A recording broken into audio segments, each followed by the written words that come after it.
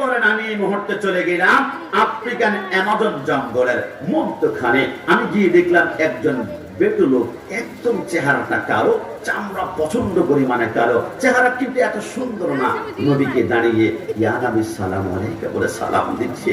আমি তাকে চিনি আর না চিনি, যত প্রকার কালো, দুই হাত না থাকুক, দুই পা না থাকুক, দুই চোখ না থাকুক, আমি তাকে বুকের সাথে টান দিয়ে ধরবো। কারণ নবীকে যারা সালাম দিবে এদের সাথে আমার রিলেশন, মোহাব্বত, ঈমান সম্পর্ক। কিন্তু আমার স্ত্রী যদি আমার নবীর বিরুদ্ধে জিদ বানায়, একটা না, দুইটা না, তিনটা না, আমাদের শত্রুতা হবে নবীর কারণে, বন্ধুত্ব হব নবীর কারণে। একটু জামান খুলে বলে সুবহানাল্লাহ।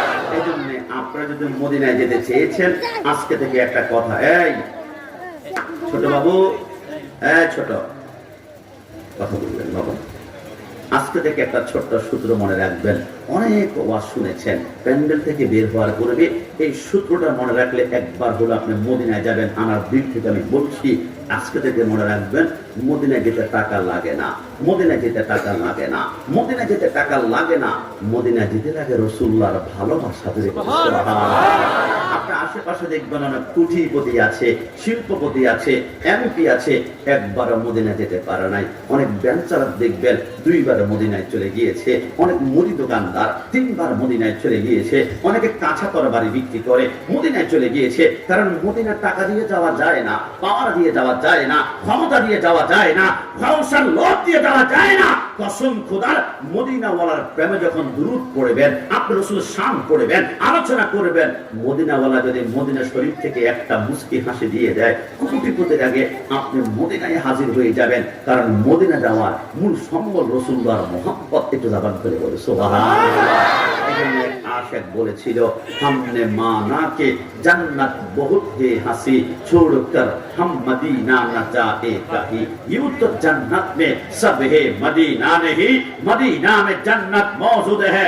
एक आशेक বলে, হে পৃথিবীর মানুষ শুনে রাখো, আমি আশেকের এক পাশে যদি জান্নাত রাখা হয়, আরেক পাশে মদিনা, আমাকে যদি জিজ্ঞেস করা হয় তুমি কোথায় যাবা, আমরা সুন্নিরা এক কোটি বার বলবো আমরা জান্নাতে নয়, আমি জীবনে একবার মদিনায় যেতে চাই, আমি জীবনে একবার মদিনায় যেতে চাই, আমি জীবনে একবার মদিনায় যেতে চাই। কিরে জান্নাতে কেন যাবি না? বলে না, জান্নাতে তন্ন তন্ন করে খুঁজে দেখলাম জান্নাতে মদিনা পাওয়া যায় না, তোর পরেও জান্নাতে কেন যাবি না? বলে না, জান্নাত অনেক সুন্দর, জান্নাতুন তাজরি মিন তাহতিহাল আনহার, জান্নাতে চারটা নহর আছে, একটা দুধের নহর, একটা শরাবের নহর, একটা মধুর নহর, আর একটা হচ্ছে ইন্না আ'তাইনাকাল কাউসার।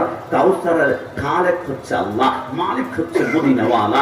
আমার রাসূল বলে, আমি কিন্তু হাউজে কাউসারে পানি বন্টন করব না। রাসূল কে বন্টন করবে?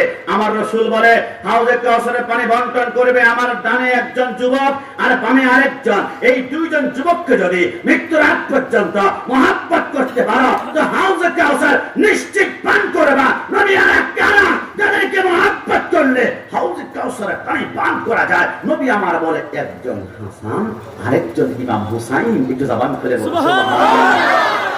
তুমি এত সুন্দর করে জান্নাতের বর্ণনা দিচ্ছ, তারপর জান্নাতে কেন যাবে না? বলে না, জান্নাতে তন্ন তন্ন করে খুঁজে দেখলাম মদিনা পাওয়া যায় না, কিন্তু মদিনায় গিয়ে দেখলাম একটা জায়গা আছে, মা বাইনা ওয়া বাইতি মিম্বারি রওজাতুম রিয়াজিল জান্নাহ। আমি দেখলাম মদিনায় গেলে আমি ওখানে জান্নাতের টুকরা পেয়ে যাচ্ছি। তোমরা কি মনে করছো মদিনা গেলে শুধু জান্নাতের টুকরা পাওয়া যায় এই জন্য যাব?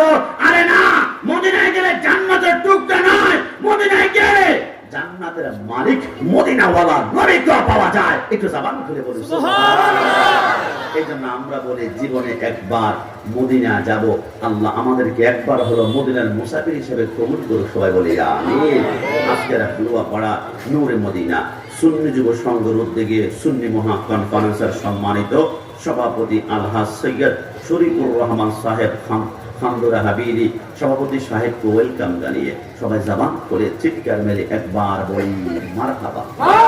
বিশেষ করে আজকের মাহফিলের সহ সভাপতি জনাব মাওলানা আব্দুল মান্নান মিদা সাহেব, হযরত মাওলানা কাজী অলিউর রহমান খান সাহেব, সভারত্ন সৈয়দ জিয়াউল কামাল জাকারিয়া সাহেব, আল্লাহ সৈয়দ জুবাইর কামাল সাহেব, সৈয়দ রাজাউল কামাল ওয়াসিম সাহেব এবং প্রধান মুফাসসির হিসেবে একটু পরে আপনাদের মাঝে আগমন করবেন লক্ষ লক্ষ জনতার হৃদস্পন্দন কলিজার টুকরা আমার সম্মানিত বড় বায়তুল্লাহ পীর মুফতি গিয়াসউদ্দিন আত-তাহিরি সাহেব এবং আমার পূর্বে যিনি আলোচনা করেছেন হযরতুল আল্লামা আব্দুর রহমান রিজভী সুন্নি আল কাদি সাহেব, আর আলোচনা করেছেন হযরত মাওলানা জহুরুল ইসলাম জাহিরি সাহেব এবং আমার সামনে যারা বসা আছেন আল্লাহ প্রেমিক নবী প্রেমিক সুন্নি মুসলমান ভাইরা। অনেকের চেহারা কালো, অনেকে আবার শ্যামলা, অনেকে আবার সুন্দর। যারা সুন্দর এরা তো মুস্কি মুস্কি হাসতেছেন। আল্লাহ আমাকে সুন্দর করে বানিয়েছে, কিউট করে বানিয়েছে, স্মার্ট করে বানিয়েছে। যারা কালো এবং শ্যামলা মন খারাপ করবেন না। এইখান থেকে আমি প্রতিটা চেহারা দেখতে পাচ্ছি। আল্লাহর শপথ, কালো শ্যামলা প্রতিটা চেহারা থেকে নূর বের হচ্ছে। যদি বলি সুবহানাল্লাহ। আমি মাঝে মাঝে চিন্তা করি সুন্নিদের চেহারা কালো হোক আর শ্যামলা হোক, নূর কিন্তু ঝলমল করে, নূর কিন্তু ঝলমল করে, নূর কিন্তু ঝলমল করে। কিন্তু সুন্নিরা কোনোদিন ফেয়ার এন্ড লাভলি ব্যবহার করে না, লাক্স ব্যবহার করে না, দুনিয়া জমিনের কোন লাগবে ব্যবহার করে না। তারপর চেহারা সুন্দর কেন? একটা কারণে রাসূলকে যারা নূর মানবে এদের চেহারা অটোমেটিক্যালি নূরানি হবে। ডান হাত তুলে বলো ঠিক কি না? রাসূলকে নূর মানলে কোনো সমস্যা আছে? কোন আক্রমণের সম্ভাবনা আছে? আর রাসূলের শান আমি গোলাম রাব্বানি কাসেমি না গাইলে কি আসে যায়? যেই রাসূল দুনিয়াতে আগমন করেছেন, আসমানের সমস্ত পাখিগুলা রাসূল যখন আগমন করেছেন ডানা দুইটা এইভাবে মেলে দিয়েছিল। প্রত্যেকটা পাখির জবানে একটাই মাত্র আওয়াজ ছিল, আসসালাতু ওয়াসসালামু আলাইকা ইয়া রাসূলুল্লাহ। রাসূল যেদিন দুনিয়াতে আগমন করেছে সাগরের প্রতিটা মাছ তারা ইচ্ছে করতেছিল সাগরের ভিতর থেকে লাফ দিয়ে তারা মাটির উপর উঠবে, কারণ মাছের অক্সিজেন হচ্ছে পানি। মাছ বলে ওই পানি থেকে আমি চিৎকার করে বললাম, আসসালাতু ওয়াসসালামু আলাইকা ইয়া হাবিবাল্লাহ। রাসূল আগমন করেছে। বাঘ আর হরিণ তারা একসাথে হাঁটাচলা করছে। কি রে বাঘ, তুমি তো হরিণকে পেলে 1 মিনিট সময় দাও না, টুকরা টুকরা করে খেয়ে ফেরো। আজকে কি হলো, একসাথে হাত ধরাধরি করে হাঁটছো কেন? বাঘ বলে, খবর পাও না একটু আগে দুনিয়ার জমিনে আগমন করেছে দু জাহানের বাদশা। ওই নবী শুধু মানুষের নবী না, আমি বাঘের নবী, আমি হরিণের নবী। আজকে আগমন করেছে। ওই রাসূলকে দুনিয়ার ওহাবি বাতিল খারিজিরা চিনতে না পারে, আমি বাঘ কিন্তু রাহমাতুল লিল আলামিনকে চিনতে পারি। রাসূল আগমন করেছে। আজকে সকল ঈদের সেরা ঈদ, আক্রমণ করা যাবে না। ওই বাঘও মিলাদুন নবী উদযাপন করেছে। রাসূল আগমন করেছে। পবিত্র কোরআনের আলিফ থেকে ইয়া পর্যন্ত প্রতিটা হরফ আল্লাহর হাবিবকে এক একটা লকব দিয়ে দুনিয়া জমিনে ওয়েলকাম জানিয়েছিল। আলিফ ने कहा अल्लाह का हबीब आया, बा ने कहा बाने इस्लाम आया, ता ने कहा ताजदार मदीना आया, सा ने कहा सरवत वाला आया, जिम ने कहा जलीलुल कदर आया, हा ने कहा हबीब किबरिया आया, खा ने कहा खातमुन नबीन आया, दाल ने कहा दू जहां का वली आया, जान ने कहा जालिकल किताब कहने का आया, रा ने कहा रहमतुल लिल आलमीन आया, जा ने कहा जमाना के नाम आया, सिन ने कहा साके कौसर आया, शिन ने कहा शाफे महशर आया, सो ने कहा सुअदल कवामीन आया, दुआ ने कहा दुहुल मौला आया, दुआ ने कहा तबीबे कुलूब आया, सो ने कहा जालिम को ठहरने वाला आया, अन ने कहा कुर्रतुल आइन आया, वन ने कहा याद की खबर देने वाला आया, फा ने कहा फकीरों का मौला आया, कफ ने कहा कुव्वत देने वाला आया, कफ ने कहा कमी वाला आया, लम ने कहा लौला का खिताब आया, मीम ने कहा मुहम्मद रसूलुल्लाह सल्लल्लाहु अलैहि वसल्लम आया, नूर ने कहा नूरे खुदा आया, वा ने कहा वद्दुहा आया, हा ने कहा हादे बरहा आया, या ने कहा एक की शान नबी वाला दुनिया में तशरीफ लाया। दुई हाथ तुले एक बार बोले या रासूलुल्लाह। सारा जिंदगी চেষ্টা করলো নবীর শান যারা পরিমাণ কমানো যাবে না। একটু জবান খুলে বলতে হবে যাবে। আমাকে বলেছিল হুজুর সূরা হাসরের 7 নম্বর আয়াতের তাফসীর করার জন্য, একটা ব্যাখ্যা করার জন্য। আমি আগে জানতাম না, স্টেজে হঠাৎ করে আসে বলেছে দেখুন পবিত্র কোরআন থেকে কথা বলতে হলে একটু সেন্সিটিভ ভাবে আপনার স্বামী কথা বলতে হবে, কারণ কোরআন তো এমন একটি গ্রন্থ যদি আগুন লেগে যায় পুড়ে যায় পৃথিবীর সব বইয়ের দোকান তবুও বিশ্ব থেকে হারাবে না পবিত্র কোরআন। একটু জবান খুলে বলে সুবহানাল্লাহ। আগুন, কোরআন আগুন জ্বলবে পৃথিবীর জমিনে, কোরআনকে নিমিষে শেষ করা যাবে না। কারণ এই কোরআনের ভিতরে আমার আল্লাহ রাসূলের চরিত্র এমন ভাবে ঘোষণা করেছেন, লাকাদ কানা লাকুম ফি রাসূলিল্লাহি উসওয়াতুন হাসানা। আমার যুবক অনেকে সেলুনে গিয়ে বলে, ভাই আমাকে চুলের কাটিংটা দিবেন আপনার নেইমার স্টাইলে, আমাকে দিবেন মেসি স্টাইলে। এই ছোট বাবু, আপনি একটু কন্ট্রোল করবেন, কেমন বাচ্চাগুলো ডাইরেক্ট গুলি করবো গুলি। আমার ভাইরা তো অনেকে বলে, হুজুর ভাই আমার চুলের কাটিংটা দিবেন নেইমার স্টাইলে, অনেকে বলে শাহরুখ খান স্টাইলে আমাকে দিবেন। চুলের কাটিং যখন আপনি কাটবেন, কাটার পরে আপনি যখন রাস্তা দিয়ে হাঁটবেন, অনেক যুবক ভাই বলবে ফ্যান্টাস্টিক, খুব মাইন্ড ব্লোয়িং, খুবই ফ্যান্টাস্টিক লাগছে তোমাকে। কিন্তু মুরব্বী দেখে বলবে যে ছেলেটা বেয়াদব, চুলের কাহিনীটা এমন করলো কেন?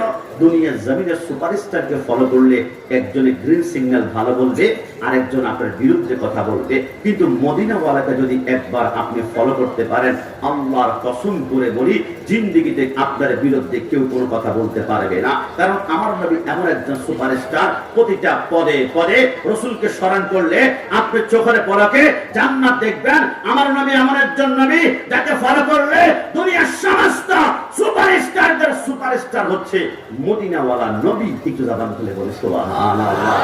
রাসূলের অসংখ্য আদর্শ আমাদের জীবনে আমরা বাস্তবায়ন ইচ্ছে করলে করতে পারি,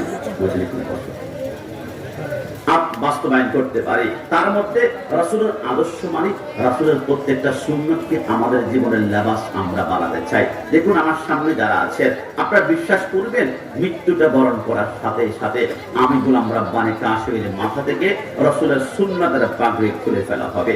আমি মৃত্যুবরণ করার সাথে সাথে আমার শরীরের থেকে এই জুব্বা সুন্নত খুলে ফেলা হবে। আমি মৃত্যুবরণ করার সাথে সাথে আমার পায়জামা সুন্নত খুলে ফেলা হবে। আমি মৃত্যুবরণ করেছি, আমার ডান প্রপাতে রাসূলের সুন্নতের মেসওয়াক ছিল, জুতা করে ফেলা হবে। আমি মৃত্যুবরণ করেছি, আমার ডান পকেটে আমি আতর নিয়ে আসছি, আতরটা খুলে ফেলা হবে। দুনিয়ার সব সুন্নাত মৃত্যুর সাথে সাথে খুলে ফেলা হবে। কিন্তু একটা সুন্নাত কবরে যাওয়ার সময় কোনো বাপের বেটা খুলতে পারবে না, জুতা করতে পারবে না, আলাদা করতে পারবে না। আপনি যদি বলেন কবরে গেলে মদিনাওয়ালাকে একটা সুন্নাত অন্তত পক্ষে আমি দেখাতে চাই, আপনি কোনো সুন্নাত দিতে পারবেন না। একটা সুন্নাত কবরে গিয়ে রাসূলুল্লাহর সামনে গিয়ে দাঁড়াতে পারবেন, ওই সুন্নাত দুনিয়ায় কেউ মৃত্যুর পরে আলাদা করতে পারবে না। ওই সুন্নতের নাম হচ্ছে সুন্নতের লাহিয়া দাড়ি। একটু জবান খুলে বলে সুবহানাল্লাহ। আপনি যদি বলেন হুজুর আমি নবীকে বড্ড বেশি ভালোবাসি, কিন্তু কবরে যাওয়ার পরে মদিনাওয়ালার সামনে ক্লিন শেপ নিয়ে আপনি চেহারা কিভাবে দেখাবেন? এই যুবক তোমাদের কাছে পায় ধরি, রাসূলের সহজ সহজ সুন্নাতগুলো আমরা পালন করতে পারি। বিশ্বাস করো আমাদের আশেপাশে কাঁচা বাজার পাওয়া যায়। এরকম বাজারের নাম কি?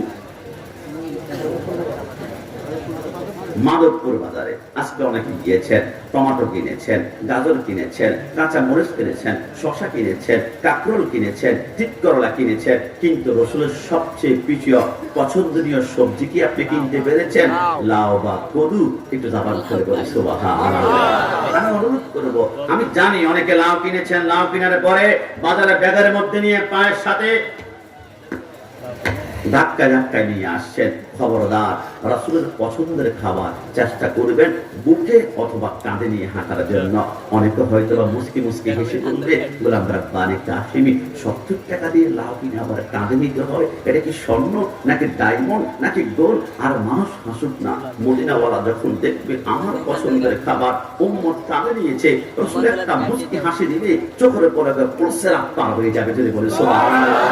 এ যুবক, রাসূলের সুন্নাত কসম খোদার, অনেক ডাক্তারের কাছে গিয়েছ, জীবনে অসংখ্য চেষ্টা করেছ, রোগ পার করতে পারো না।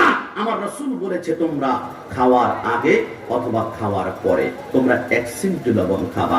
1 চিমটি লবণের ভিতরে 70টা রোগের শেফা আছে। একটু জবান খুলে বলি সুবহানাল্লাহ। আমার মুরব্বী আব্বাকে জিজ্ঞাসা করেন, আজ থেকে 40 বছর আগে যাদের ডায়রিয়া পাতলা পায়খানা হতো, ওরসালান নামে কোনো স্যালাইন ছিল না। 1 গ্লাস পানি নিত, পানি নেওয়ার পরে 1 চামচ লবণ আর 1 চামচ চিনি দিয়ে এরকম লাড়া দিয়ে বলতো বিসমিল্লাহ করে খেয়ে নাও। বৈজ্ঞানিকরা চিন্তা করলো, কিরে আমরা ওরসালান আবিষ্কার করব কি দিয়ে? ওই যে আমার রাসূল বলেছে এক সিমটি লবণের ভিতরে 70টা রোগের সেবা আছে। এই লবণের হাদিস থেকে বৈজ্ঞানিকরা ওরসালান আবিষ্কার করেছে। তাই তো ওরসালান খাওয়ার সময় একটু লবণ লবণ অনুভব হয়। একটু জবান করে বলে সুবহানাল্লাহ।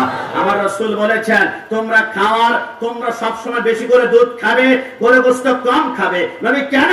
আমার রাসূল বলে একটা গরু যখন ঘাস খায়, ঘাসের ভিতরে 2টা ক্যালসিয়াম আছে। একটা নেগেটিভ শরীরকে ক্ষতি করবে, আর একটা পজিটিভ শরীরকে সুস্থ করবে। নেগেটিভ যে ক্যালসিয়ামটা এটা গরুর গোশতের ভিতরে ঢুকে যায়। ডাক্তার বলে গরুর গোশত একটু কম খাবেন, কোলেস্টেরল বেড়ে যাওয়ার সম্ভাবনা আছে, চর্বি বেড়ে যাবে, ফ্যাট বেড়ে যাবে, ডায়াবেটিস বেড়ে যাবে। যদি পারেন বেশি বেশি করে দুধ খাবেন, কারণ দুধ এটা দুনিয়ার খাবার নয়, এটা জান্নাতি খাবার। জান্নাতের 4টা নহর পাওয়া যাবে, তার মধ্যে একটা হচ্ছে দুধের নহর। একটু জবান খুলে বলি সুবহানাল্লাহ। আমার যুবক ভাইরা, তোমরা বৃষ্টি হলে ভিজতে চাও না। আমার নবী কত বড় রোমান্টিক ছিলেন, প্রেমময়, তুমি বিশ্বাস করতে পারবে না। বৃষ্টি হলে অনেকে বলেন আমি বৃষ্টিতে যাব না, এক ফোঁটা বৃষ্টি পড়লেই আমার সর্দি শুরু হয়ে যায়, আমি বৃষ্টি পড়লে জ্বর শুরু হয়ে যায়। কিন্তু বৃষ্টি আসলে আমার নবী কি করতেন আপনি অবাক হবেন। বৃষ্টি আসলে রাসূল জানালাটা খুলতেন, জানালা খুলে জানালার ভিতর দিয়ে রাসূল হাতটা এরকম বের করে বৃষ্টির মধ্যে নাড়াচাড়ি করতেন। আয়েশা সিদ্দিকা বলে আমি একদিন দেখলাম রাসূল বৃষ্টি হচ্ছে, দৌড় দিয়ে ঘর থেকে বের হয়ে রাসূল বারান্দার মধ্যে গিয়ে পাঞ্জাবিটা এই পর্যন্ত খুলে বৃষ্টির মধ্যে একটু ভিজা, আবার আসে, আবার ভিজা, আবার আসে। আমি জিজ্ঞেস করলাম নবী এমনটা কেন করছেন? আমার নবী বলে আয়েশা, এই বৃষ্টি যদি রহমতের বৃষ্টি হয়ে যায়, আল্লাহর কসম রহমতের বৃষ্টি জীবনে যদি একবার তোমার পশমের গোড়ায় একবার স্পর্শ করে, জীবনে কোনোদিন তোমার ক্যান্সার হবে না। একটু জবান খুলে বলি সুবহানাল্লাহ। কিন্তু আমরা বৃষ্টিতে ভিজতে চাই না। আবার অনেকে ভিজে 3 ঘন্টা পর্যন্ত ফুটবল খেলে, 3 ঘন্টা পর্যন্ত ক্রিকেট খেলে। Exercise is the very bad. অতিরিক্ত ভিজলে আপনার জ্বর হতেই পারবে, তবে মাঝে মাঝে বৃষ্টি ভিজা রাসূলের সুন্নাত। একটু জবান খুলে বলি সুবহানাল্লাহ। আমার যুবক ভাইরা, আমার রাসূল বলেছেন তোমাদের প্রিয় আমার উম্মতরা শোনো, তোমরা স্বামী স্ত্রী বসবাস করে ঘরের ভিতরে, তোমাদের ঘরে এসি লাগবে না, এয়ার কুলার লাগবে না, ইলিশ মাছ লাগবে না, মহিষের গোশত লাগবে না, গরুর গোশত লাগবে না, কোরাল মাছ লাগবে না, তোমার ঘরে টাইলস লাগবে না, 5তলা বিল্ডিং লাগবে না। তোমার ঘরটা অটোমেটিকলি টিনের ঘর, চটের ঘর, মাটির ঘর জান্নাত হয়ে যাবে। তবে 2টা সুন্নাত ঘরে ঢোকার সময় ব্যবহার করতে হবে। ঘর থেকে বের হওয়ার সময় 2টা সুন্নাত নবী বুঝতে পারলাম না। আমার নবী বলে তুমি প্রথমে ঘরে ঢোকার সময় স্ত্রীর দিকে তাকিয়ে আসসালামু আলাইকুম ওয়া রাহমাতুল্লাহ বলে সালাম দিবে। সালামটা শেষ করে স্ত্রীর দিকে তাকিয়ে আস্তে করে একটা মৃদু মুস্কি হাসি দিবা। মুস্কি হাসি আমি রাসূলের সুন্নাত এবং সালামও আমি রাসূলের সুন্নাত। আবার ঘর থেকে বের হওয়ার সময় তোমার স্ত্রীর দিকে তাকিয়ে আসসালামু আলাইকুম সালাম দিবে। আবার বের হওয়ার সময় একটা মুস্কি হাসি দিবে। ঘরে ঢোকার সময় 2টা সুন্নাত আদায় করেছ, ঘর থেকে বের হওয়ার সময় 2টা সুন্নাত। আমি রাসূল তোমার ঘরের শান্তির জিম্মাদার হয়ে গেলাম। একটু জবান খুলে বলি সুবহানাল্লাহ। মুস্কি হাসি এখন ঘরে নাই, মুস্কি হাসি পাওয়া যায় মাদকপুর কসমেটিক্স দোকানে। ভাবি কতদিন দেখি না হাসি আর হাসি, ঘরে গেলে মেজাজ করা। হলুদ কেন বেশি, লবণ কেন কম, বাচ্চা কন্ট্রোল করতে পারো না, ঘর কেন গোছালো রেখেছ? আরে তোমার ঘরে ঢুকে স্ত্রীর দিকে একটা মুস্কি হাসি দাও, 12 ঘন্টার ক্লান্তি আমার আল্লাহ স্ত্রীর কলিজা থেকে সরিয়ে ঠান্ডা করে ফেলবে। জবান খুলে বলে সুবহানাল্লাহ। আমার নবী মুসলমানদের সুপারস্টার, এই কথার মধ্যে কোনো সন্দেহ আছে? না, ডান হাত তুলে বলুন সন্দেহ আছে? তাই না? জবান খুলে বলেন আলহামদুলিল্লাহ।